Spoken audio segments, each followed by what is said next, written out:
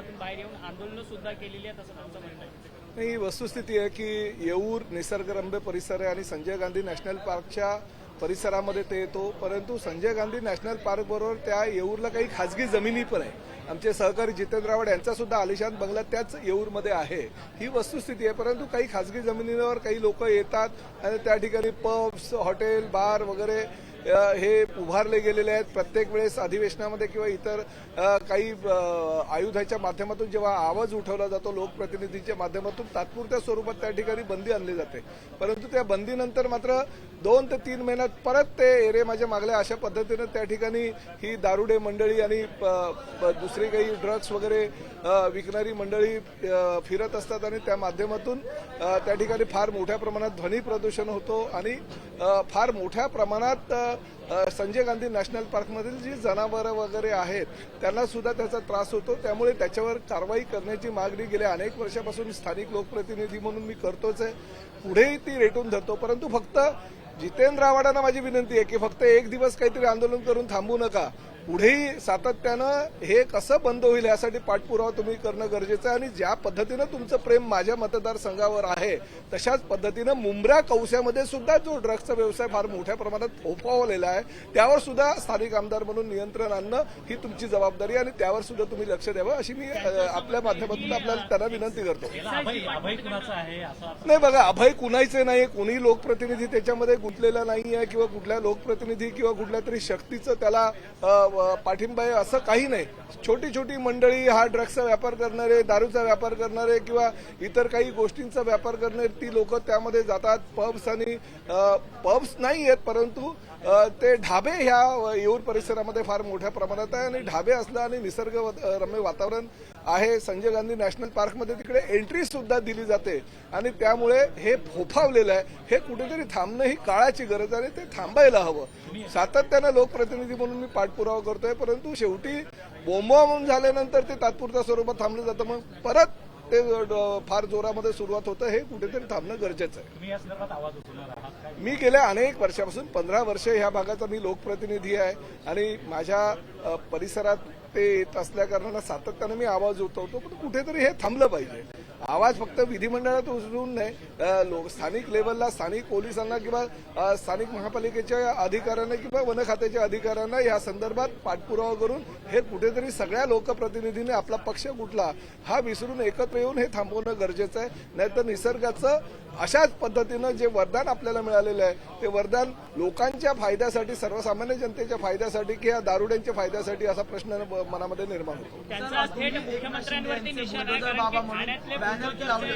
अक्षय, असं तुम्ही मुख्यमंत्री एकनाथ शिंदे यांचे बुलडोजर बाबा असे बॅनर लावले होते कारण की पुण्यात कारवाई झाली होती. आता हेच बुलडोजर बाबा येऊरला सुद्धा कारवाई 100% ही कारवाई होणं गरजेचं आहे. फक्त बुलडोजर बाबांनी किंवा राज्याच्या लोकप्रिय मुख्यमंत्र्यांची आदेश दिलेले आहेत सर्व संबंधित महापालिकेच्या अधिकाऱ्यांना, आयुक्तांना आणि प्रशासनाच्या प्रमुखांना. ते फक्त पर्टिक्युलर एका विभागामध्ये साठी नाहीये. मीरा भाईंदर किंवा ठाणे किंवा नवी मुंबई, कल्याण, डोंबिवली किंवा पुणे ह्याच ठिकाणी करू नका, तर राज्यातील ज्या ज्या ठिकाणी हे ड्रग माफिया ज्या ठिकाणी स्वतःचं साम्राज्य त्यांनी निर्माण केलं तर प्रत्येक ड्रग माफियाला नेस्तनाबूत करण्याची जबाबदारी ही राज्य सरकारची आहे आणि ती जनतेची मागणी आहे, सर्व पक्षाच्या लोकप्रतिनिधींची मागणी आहे. ज्या पद्धतीने बुलडोजर ह्या ठिकाणी फिरवले गेले तशाच पद्धतीने बुलडोजर ज्या ज्या ठिकाणी ड्रग्सचे हे अड्डे आहेत ते उद्ध्वस्त करण्यासाठी वापरावे असे आदेश त्यांनी दिलेले आणि निश्चितपणे तशा पद्धतीची कारवाई भविष्यामध्ये पण होईल. येऊरमध्ये सुद्धा होईल, कौशा मुंब्रामध्ये सुद्धा होईल, कळव्यामध्ये सुद्धा होईल. सगळीकडे ही कारवाई होणे गरजेचं आहे आणि त्यामुळे ते बुलडोजर बाबा काय थांबणार नाहीत. कुणी किती सांगितलं, कोणी किती त्यांच्यावर प्रेशर आणण्याचा प्रयत्न केला तरी ते थांबणार नाही याची कल्पना मला आहे, कल्पना नव्हे खात्री आहे. सर, आज 3 नवीन कायदे जे ते सुरू होतात ते तुम्ही आमदार लोकप्रतिनिधी म्हणून या कायद्याकडे कसं बघता ते याचं स्वागत करता? केंद्र सरकारचं मनापासून अभिनंदन करतो की आतापर्यंत आयपीसी अन्वये जो कायदा 30 जूनपर्यंत अस्तित्वात होता तो आता पिनल कोड किंवा आयपीसी हा कायदा नष्ट होऊन न्यायव्यवस्थेच्या माध्यमातून हा कायदा आजपासून अंमलात येणार आहे. मला मिळालेल्या माहितीनुसार 3 गुन्हे सुद्धा ह्या कायद्यानुसार दाखल झालेले आहेत. त्यामुळे हा कायदा का केलेला आहे की महिलांवर वाढते अत्याचार, मुलांवर आणि लहान मुलींवर वाढलेले अत्याचार आणि प्रामुख्याने 420 जो जुना कलम होता फसवणुकीचं, त्याचं रूपांतर आता माझ्या अंदाजाने 368 ह्या कलमामध्ये केलेलं आहे. त्यामुळे हे जे कलम बदललेले आहेत त्याचा फायदा सर्वसामान्य भारतातील जनतेला व्हावा, त्यामुळे हा कायदा केलेला आणि ह्या कायद्याचं स्वागत भारतातील सर्व जनतेने केलेलं आहे.